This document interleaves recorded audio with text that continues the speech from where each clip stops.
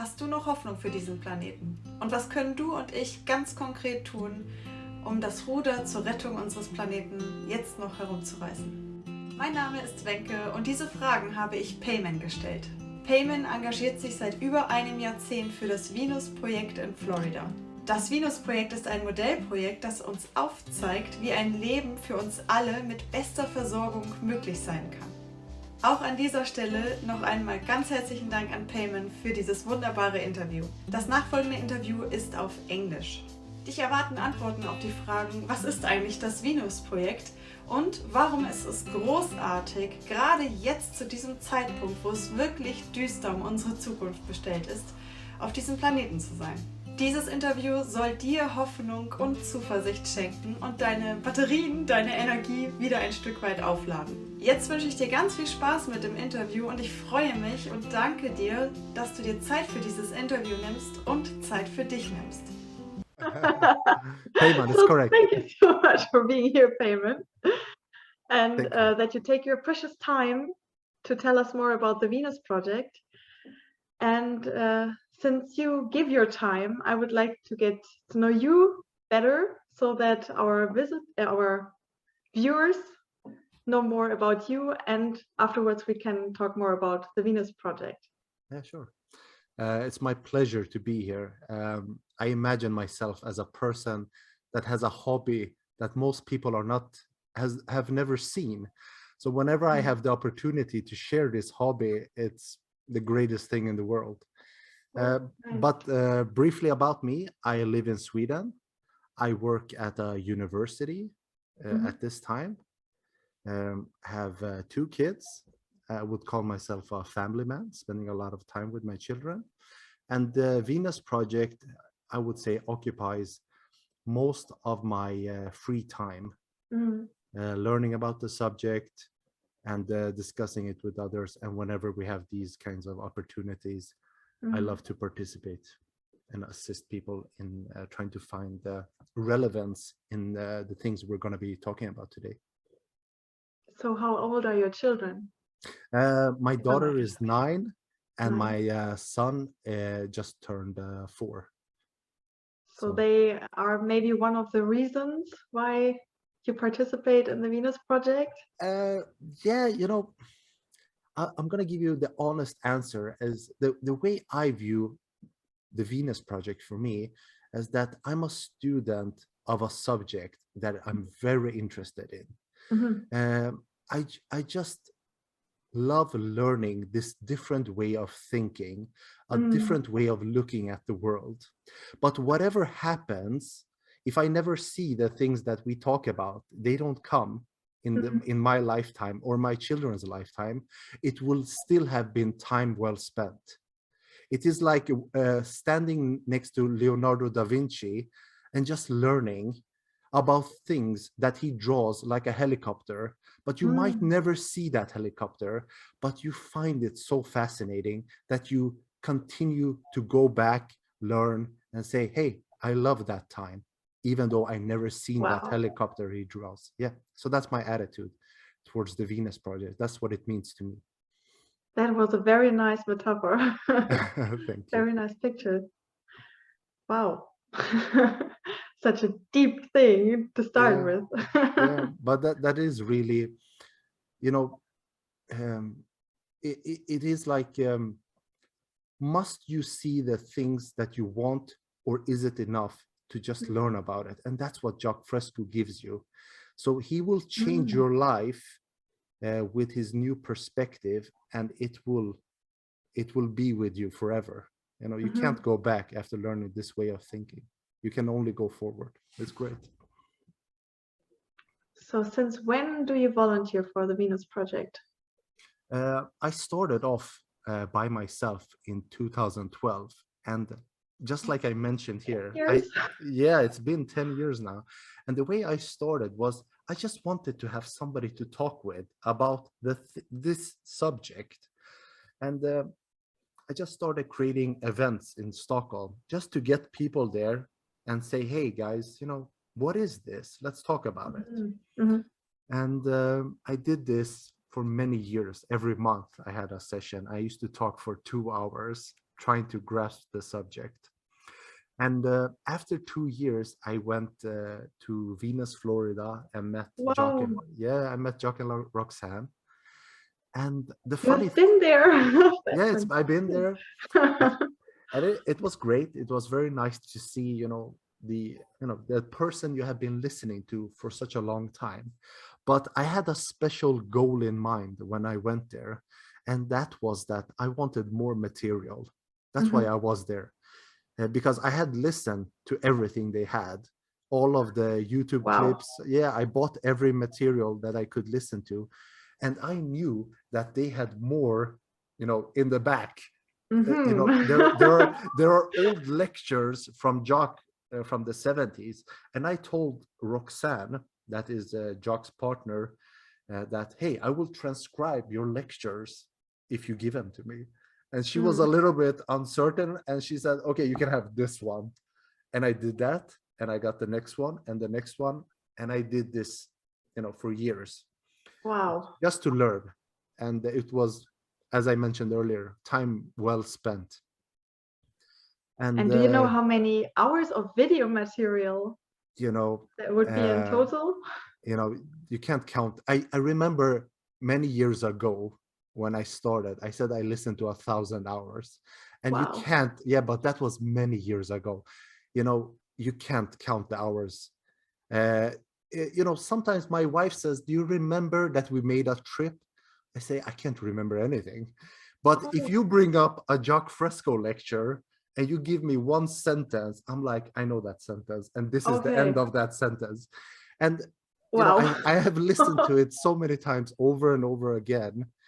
With the great subjects, the first time you listen to it, you have a certain attitude. The next time you listen to it and you have learned other things, you listen to it differently. And then you go read 2-3 books that he recommends, and then you go and listen to the same lecture, and it becomes different. So the more knowledge you accumulate, the material continues to grow. You have more associations with it, and therefore you have to return and make constant connections and say, I think I get it now, but you never finished. You're constantly improving. So next year, I'm going to listen to this interview and I'm going to say, was not so good. Those answers were not good, because that's the way I felt every year. Every year I look back at the material and I see the growth that occurs learning about the subject. It is a never-ending subject of constant growth. It's great. And so it already influenced your life, your own private life, everything that you read and listened to? Yeah, it's more of a attitude of that you change very slowly. I think real change comes very slowly. It isn't something drastic. Painfully slowly. Yes. And that's, exactly. And it is like reflecting back when you were a child and you were playing with toys, and suddenly, slowly you grew out of it. And this is the same. Slowly, you look back at the person you were and you say, I'm not that person anymore. And every year is like that. You have a different way of looking at people, different way of looking at yourself, and trying to find what is relevant.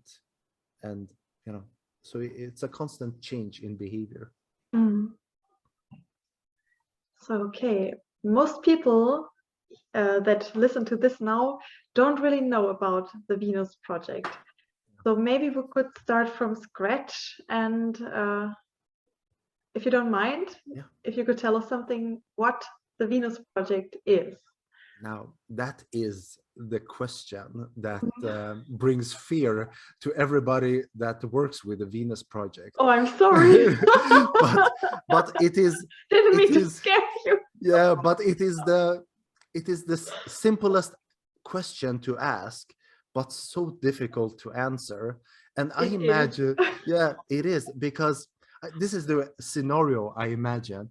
It is being a farmer, living with a ruler as a king, and then somebody comes to you and says, hey, let's try capitalism. And the farmer says, what is capitalism? because it is such a broad topic, and the person that is asking this question doesn't have any fundamentals to understand the answers. So here begins a totally new journey of you have to learn many different things before you can grasp it. But I will attempt to give some form of a resolution to it. Now, I want to say this before I forget, is that I am not a strict representative of the Venus Project. I would like you and your viewers to look at me as a student of the subject, but I don't directly represent it. The best thing to do is always go to the source. The source is where you should get your education. I'm here to just tell you about some different topic that you have missed, but please always go to the source and work your way from there. I'm here to assist you as best as I can. So what is the Venus Project? I like to say it in my own way, just to simplify it. And I'm going to draw a little bit, please. This will be terrible drawings because I'm doing it with a mouse. So let's try this. But I think it does help to be able to somehow visualize it. Now, to us, when we look at capitalism, the main driver of capitalism is money. You know, what is the role that is pushing this forward, or what is the game that keeps capitalism going? To us, it's money. So to simplify it even more, imagine us playing Monopoly. The game is designed in a particular way. You have to roll the dice. As long as you're playing, you have to roll it, and somebody's gonna win at the end. Now, you can't step out of the game because it's constantly around you. It is surrounding you. You can't just step out it. The only way the game ends, capitalism, it is when the game stops because it can't continue, because people can't move anymore. I can't move. I don't have any money. I can't do anything. And one person sits with everything and says, you know, hey, game over. You know, capitalism reaches an end. So what can you do then? If you want to see a different kind of world, you have to step over to a new game and say, hey, can we play something else? You know, bring all of the things from capitalism, but arrange it in a different way. Okay, that's the thing, is that the things that we talk about is not something futuristic. It's not that. It is just taking all of man's knowledge, all of the technologies, all of our, people that are educated, capable of doing things, and just rearranging it to get a different outcome. So instead of having this game that says, you know, where's the money at? What can we do? We bring in a new game that is called a resource-based economy, which we shorten as RBE. That is the new game. We will call it a resource-based economy. In the new game, the question is no longer, do we have the money to do things? The question is, do we have the resources to do that which we want to do? Money to us was great many years ago. Today, it's a restriction. It holds society back. That's the problem. A company can produce, for example, something to give to everybody on planet Earth. But their incentive is not that. Their incentive is, how much do we need to make the most profit? And, you know, this is the essence of it. The question is rearranged. Instead of asking, where is the profit? The question is, do we have the resources to do the things that we want? And to us, we have beyond the amount of resources to take care of everybody, give them housing, give them food, give them, education, school. it is beyond the capabilities and the resources. The problem is capitalism is holding us back. This is the essence of what we're trying to present. A new game. And that's the only way it can. If you want to see a better world, you can't stick with the old game, because then you will have just maybe a little bit better, maybe, but you're still playing the same game. In the essence of it, it's the same. The only way you can have a better world, it has to be different. And just because you can't relate to it, here is our problem. Just like the farmer, he says, what is capitalism? He can't relate to it. That's our problem. And that's, what we're trying to attempt, to bridge the difference, so that in the future, at least people have ideas of possibilities of what the world can look like. So they have a few visions in their head. The sad thing about today's society is that when we watch a movie about the future, it is the same. The world is the same. The people are the same. The game is the same. They're traveling throughout space to, mine gold, looking for resources. And this is what we want to get away from. We want to present a different kind of future. It's what I experienced when I traveled around the world, that in every country, every person always has a matter with money. And that it always plays such a huge role in your opportunities. And whether you're healthy or not depends on how much money you have, for example. Everything. A sad condition, I think. Yeah. And it will be sad, really sad, when you are in a new system looking back at capitalism. Yes. That's when it's like, so what obvious. did we do? Yes. When you do that transition, then it becomes so obvious of all the things that we have done in the name of something that really is not important anymore. It is so much cheaper to take care of people than continuing to play this game. But we're stuck in this game. Everything surrounds us. You can't step out of it. That's the problem. We're surrounded by capitalism. Before we jump to possible solutions for this, maybe could you share with us what you think what the greatest threats today are? The greatest threats.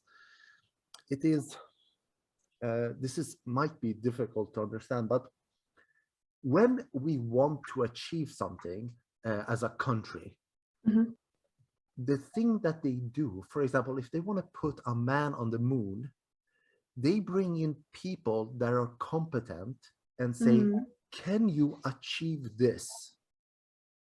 And they say, depends, what are the resources? How much time do we have? And they set out, if they're given the time and the resources, they say, let us work on it and see if we can resolve it. And then they put a man on the moon, or they create a nuclear bomb. Just give them the resources and the task. So when the world wants to do something, they bring in the correct people to do it. We have the capabilities to do this. How can we take care of all the world's people? Don't ask politicians. Don't ask people for their opinions. Bring in competent people and say, this is your mission. How will you go about it? And give them access to the resources to accomplish that.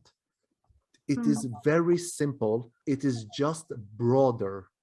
It is global, what we want to achieve. That's what a company does.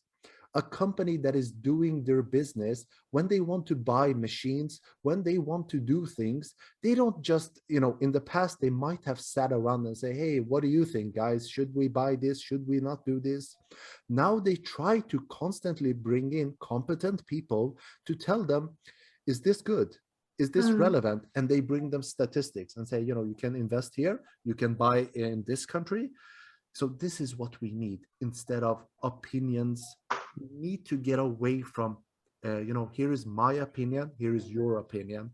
We need to bring in competent people to take on the tasks on solving our problems without personal gain, such as money.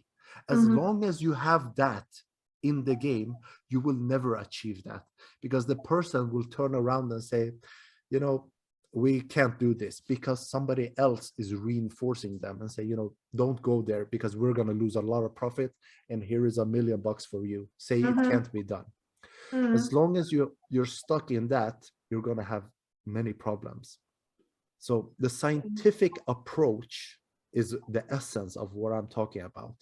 To be given a task and say, we want to achieve this, can you do it?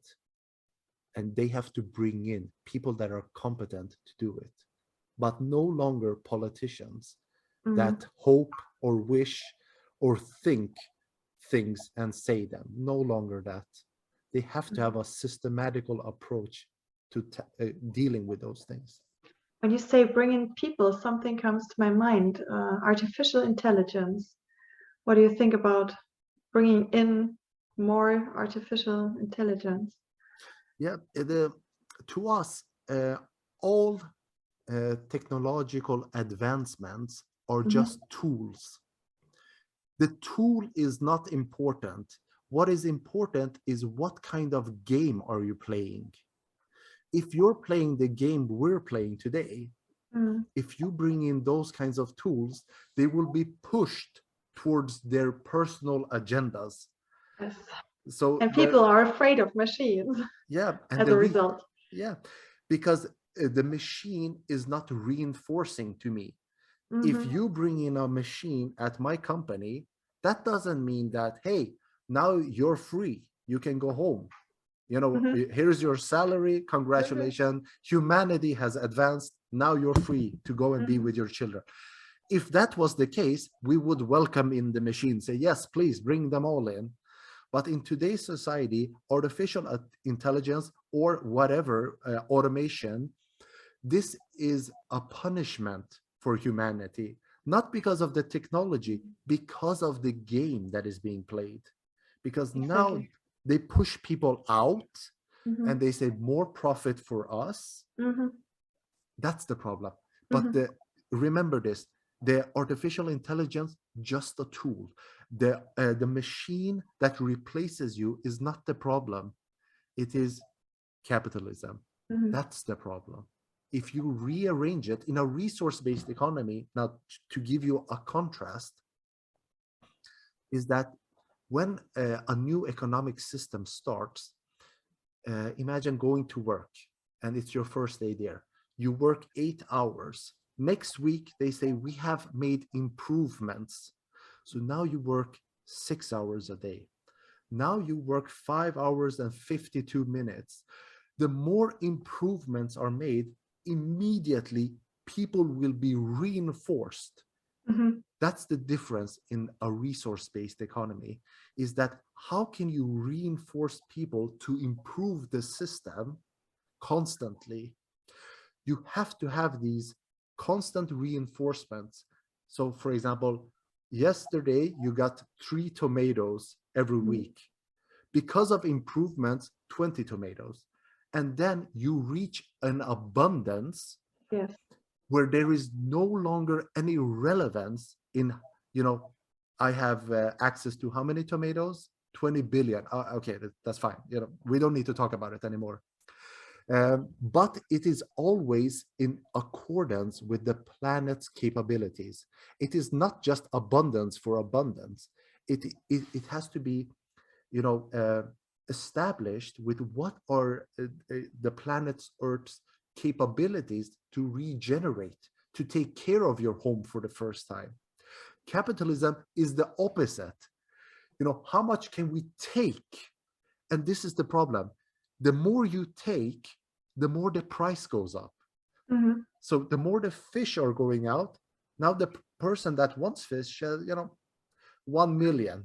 give me the last fish. And Mm. all the boats are out trying to catch that last fish. Yes. So more problems of capitalism that it, by its own design, will run this earth into, million problems, because at the same times that you have problems, somebody stands there and says, hey, I got your solution. And the more problems, he says, we're making more money. Mm. And the more problems, he's like, I'm so happy. So it has to change. If it doesn't, it's going to be terrible. You have to have a different option. And that's what a resource-based economy is. How can you redesign it so people say, improve it and life improves? Take care of it and life improves. Now they have the incentive for the first time. When you talked about the painting in the beginning, and that you feel like a student watching the painter, and the painting is the Venus project, is there one section of the painting where you would say this is the first sector that we should start with, if you could implement one of them tomorrow, for example? Yeah, that's if there's a fairy and says, hey, yeah, that's a great, you have a wish. That was a great question, and I love how you framed that. The most, there are certain steps that Jaques Fresco goes with you when you start listening to the subject. And the first thing he tries to teach you is that the person you are, you're a product of this time. The things that you cherish and you feel are important and are, this is me, it's not you. This is the society that you have been brought up in. These are the values that have been given to you. So if you were brought up in a different time as a Roman, you would go to the Colosseum with your kids and you say, hey, look at these people killing each other. That's entertainment. So the first step is to learn, how come I view things the way I do? Is it inborn? To us, it is not. It is the environment around you. Yeah, exactly. That mindset of environment has shaped my behavior. Yes. Pardon, sorry. No, please. What did you say? And how you were socialized by everyone exactly. around you, with circumstances. Yeah. Now, the reason, for example, you live in Germany, but you speak English. Do you speak French? A little bit. A little bit. But, do you speak Persian? No. No. And do that's, you? yeah, exactly. But the reason you don't, that's the environment. Now, imagine the same thing regarding your values. The way you look at life is a little bit German, a little bit English, a little bit French, and those other countries. Yes. But you can't relate to a book you never read. Exactly. And so when people get warmed up to this, now it becomes a little bit easier to say, if I change the circumstances, how would I be in the future? If you change, if I was made this way because of the circumstances, that means that if you change the world, you change the game, that means that people will change. And that's the important thing to us, is that people are not the problem. It is the environment. So we don't look at people as good or bad. We look at them as products of their environment. This is what when you look at a person, for example, Adolf Hitler, to us, all the things that happened, that's what you're looking at. It is like a car going through a factory and you see the end result and you say, it's, if you could see his life, then you would say it is obvious that this was the path that was not, he was forced that way. That's the way we look at people, that they are forced by the circumstances to behave in a certain way. So if you change the circumstances, to us, all people can change. It's not a fixed structure. Change the circumstances, people will change. Now, I'm going to give you an example of this so people can relate. Many years ago, in San Francisco, have you seen, the what are they called? You know, the trains there that go up the mountains. I think they're called like trolleys. Trolleys. Have you seen those? Yeah. They go up. You know, San Francisco has a lot of hills. It goes up. So people used to hang off these trolleys. You know, it was full of people and they wanted to go. So they used to hang on the outside, and there were many accidents, people falling off, Oh God. millions of problems. So what did San Francisco do? They put guards there, and these guards used to beat people on the outside and, you know, try to push them off before the train goes. You know, millions of problems like this. At the end, they brought in a few engineers and said, can you solve this problem? And they had, I'm going to draw it for you. So people used to, this is where you go inside the train. And here on the outside, when you step up here to go inside the train, people used to hang here. So what the engineer did was that when the train started, this area went inside. So there was nothing to stand on. Oh, okay. That's what we mean. If you want, I hope they told them before. yeah, or they realized, you know, you lose the ground. Yeah.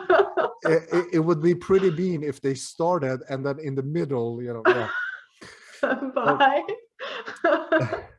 So to us, you know, if you want to solve problems, don't force people, don't sit and discuss it. Say, how can I make people so they don't fall off this? Design it in. Don't put up signs, you know, turn off your lights when you're not at home. Design a system that when people leave that area, the lights turn off. So you don't depend on people's, you know, correct behavior. Design a system that makes people more appropriate, not appropriate to my values. This is the important thing, not what I think or what Jaques Fresco thinks, not that. You have to have a system that is appropriate behavior for this system. Like, for example, space rocket, don't open the door. You know, don't in the middle of the ride just open the door and, you know, say, I want to look outside, you know, take a fresh breath of air.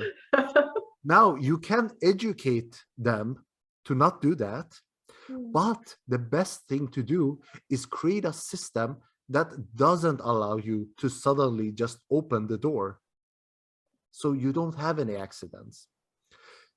That's the approach we would like to see. Not to sit and discuss it, you know, share with your fellow man, think about your fellow man. Instead, design a system that takes care of everybody. That's what we want. When you say we, that's all people supporting the Venus project? Yes, the right? supporters that understand the subject. This is the approach that we would like to take on, in my personal view. I have to add that. How many volunteers are there? There are many volunteers. There are different kinds. Now, with volunteering, there is always this question of how much participation can one, you know, do. And we have people from all around the world, maybe 40 countries, but we have different levels of participation. Now, what usually happens is that the more society has problems, the more people get involved with the Venus Project. That's what that's how the Venus Project got exposed in 2008 when there was an economic crash. That's when it was first, you know, exposed to the world, because somebody wanted to find a solution, and they included the Venus Project as a proposal. So when society goes up and down, you know, people come and go, but at least they have been exposed to a new system. So, you know, I wish I could say to you, we're 100 million active participants. Wow, that would be great. But, you know, it's not really there. Now, I have a lot of demands on people that are interested in this subject is that for me, I would not like to have 1,000,000 believers in the Venus project that say, I believe in it. I don't like that. I would like to have 1,000 people that say, I have studied the material. I understand the material. I don't believe in it. I understand it. And that's why I'm promoting it. That to me is more important than just 1,000 believers. So I'm always on this educational part of it, because I feel that once you understand it, you can't just simply put it away.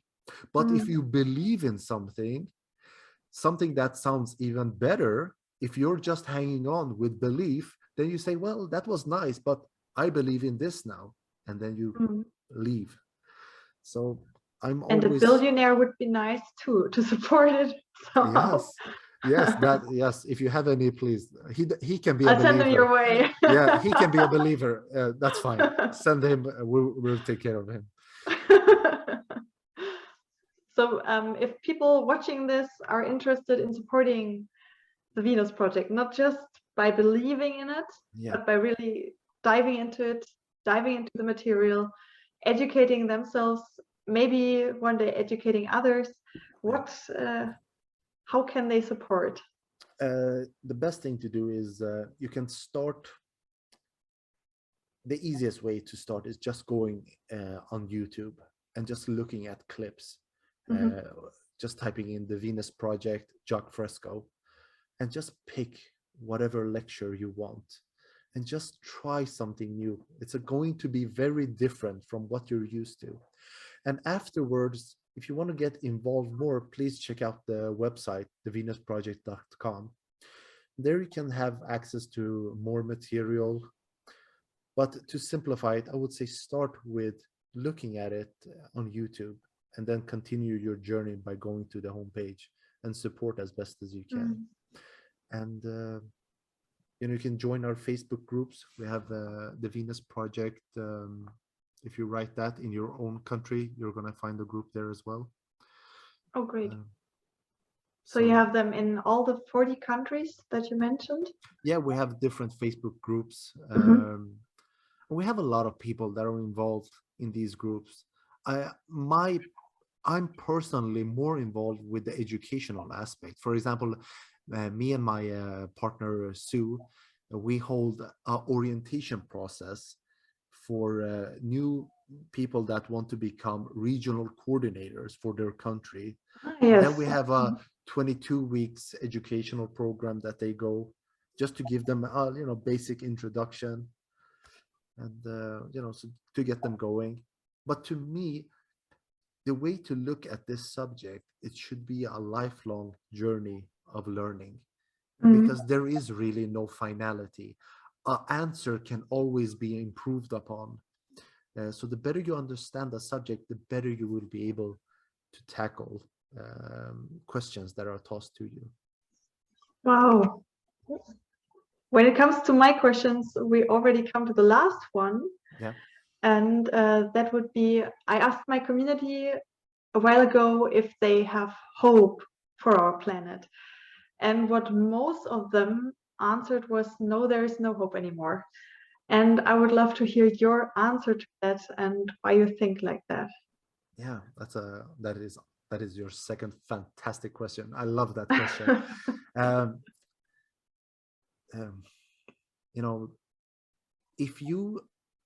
To me, the Venus Project gives you this ability.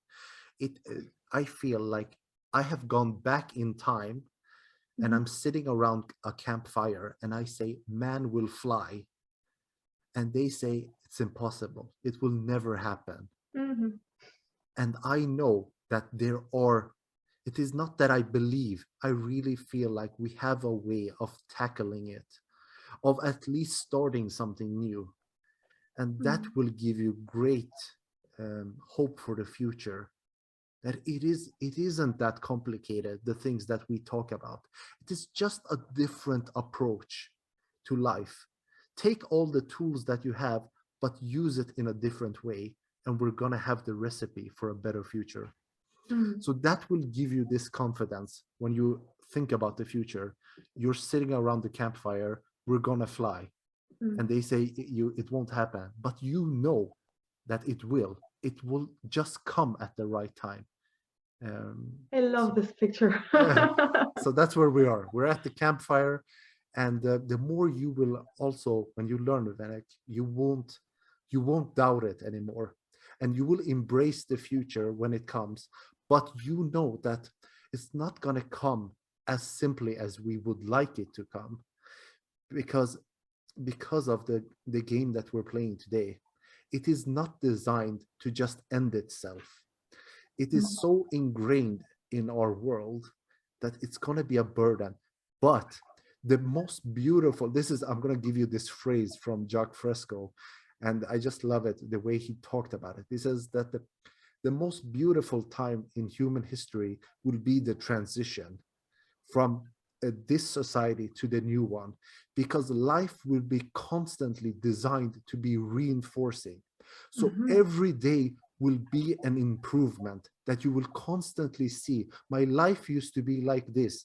10 days later, you see, hey, we got new books, we got new equipment, we see, we are feeding the world. We see, schools are being built. Life will constantly, in the beginning, later, as all things in life, you get used to it to a certain degree. But that transition from the old system to a new will be the greatest journey of man's, history of man, that part, because it will be going from the worst time to seeing constant improvement and the unification of humanity, for the right reasons, not just this, hey, let's take care of each other. No longer that. A system that is designed to take care of everybody. That's what you're going to see. Something that is designed to take care of all the world's people, take care of the planet, and for the first time, you will embrace people, without holding back, without thinking, will they take something away from me? End of that. So that's a great mindset. Yeah. That we're a lucky generation now. Yeah, let's see if it comes. Now, as I mentioned earlier, don't put all your faith in should it come. To me, I hope a lot of people just, have the ability to look at life in a different way. To me, is enough. Because if it comes, then you're ready for it. And you will always be thinking about it. And whatever this society does, you say, good that you take care of children that have cancer, good, but I want more. I don't accept that as, final. Good that you're feeding the starving families all around the world, but not good enough. I want to see them educated. I want to see better hospitals. I want to see them, given all the opportunities. So you become a little bit more critical of the things that you see, because you know the possibilities that are just sitting there. Wow. Now you answered all my questions. I'm really happy. That was such a good talk. Yeah, wow. I'm very happy. Would you like to add anything? What could I add? Maybe something we didn't cover? Something I can add? No, I feel like it was a great interview. And I feel like the journey is not mine to always add things. That the person that is listening, if somebody is listening to this, is that they have to take it on and remember the farmer. Capitalism isn't perfect. We're not saying that our system is perfect, but you're going to find better things than the options that you're used to. So take on that journey and just try it out. And, whenever you feel like you're getting stuck, try to contact the Venus Project and ask questions. I don't understand this. I don't understand that. We're very happy to have those kinds of participations. Oh, nice. Thank you so much. You're very welcome. Okay. We'll put everything in the comments. Yeah. Like the links and YouTube links and whatever, so that people can have a look themselves. Yeah, that's fantastic. great to hear that. Oh. So I thank you so much for Thank you, taking Venke. this time and that you shared this with us. And I think we all greatly benefited from this. This really gave me hope again. I'm very happy to hear that. And I'm motivated now to watch more videos because I only watched less than 10 hours video material on the Vides project that's until now. Oh. And I read the book, Things That Money Can't Buy, I think. Oh, you read that? title? Yeah, Yes. that's great. Now that book is that book that will constantly change the more you learn. You will look at it different. So don't read it again now. Watch a lot of more material, then reread it. It becomes a Okay. different thing. That's the journey we all go through, that we're constantly, improving on what we thought was the answers. Then we look at it differently a year from now or something like that. Great. All Thank you right, so Venke. much. Thank you, Venke.